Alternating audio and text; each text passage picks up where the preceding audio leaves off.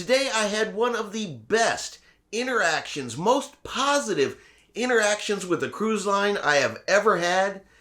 I'm still a little surprised, still a little shocked.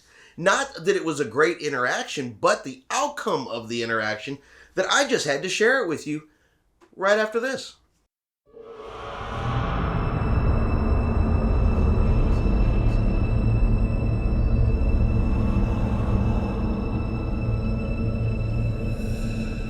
Chris here with High Seas Cruising, and welcome to another cruising video. But today, it's not about cruise news. Today is story time, and we're going to talk about an interaction I had with a cruise line. So just a little bit of background to let you know how we get to this point. So if you follow our channel or have been with our channel for a while, you know we do cruise tip videos.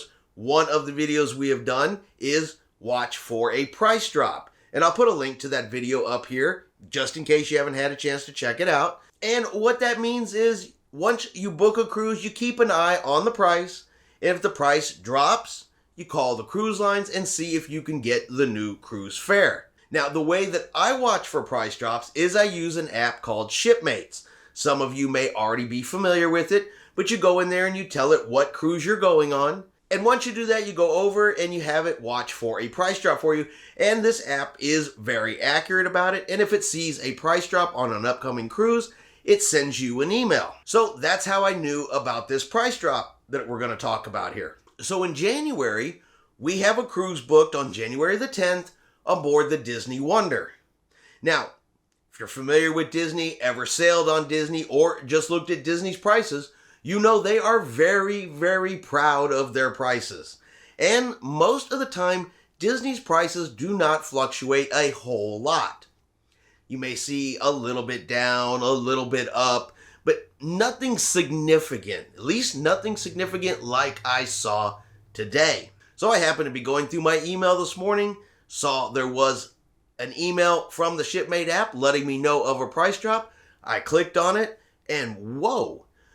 The price of my upcoming Disney cruise had gone down 23%. And for a Disney cruise, while that's not unheard of, that is rare for a Disney cruise to go down 23%. So naturally, I'm going to go ahead and give them a call and see if they can help me out. Now, I've already made the final payment.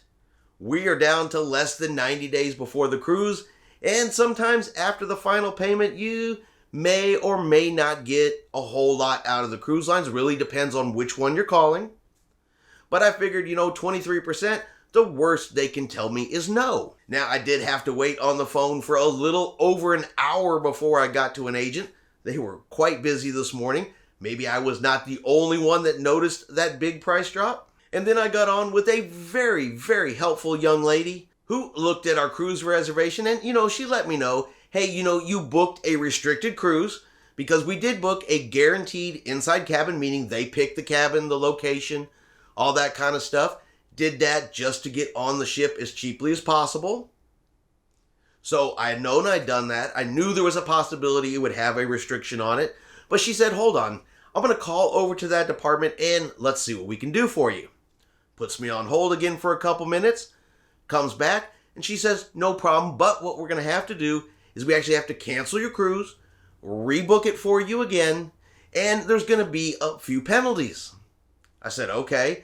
She said, the biggest one being you've already paid for your travel insurance through the cruise line, which I had. She said, that won't be refunded. And I said, okay. I said, so let me ask you this. If I'm going to lose this money on the travel insurance, rebook and have to pay for the travel insurance again, is this even worth doing? And she says, well, let's check real quick. Does the math. And she says, okay, I can rebook you, including travel insurance free the second time, minus all the penalties, and give you a refund of $386. Y'all know how hard it is to get $386 back out of Disney sometimes? Their prices don't fluctuate that much. But nope, she rebooked me, got my travel insurance back. Same everything about the cruise, other than they're going to send me back and refund me $386. So, if you ever wonder if keeping an eye on the cruise price is worth it, Is it worth to ever call the cruise lines if you see the price drop? This is your answer. Yes. Absolutely yes.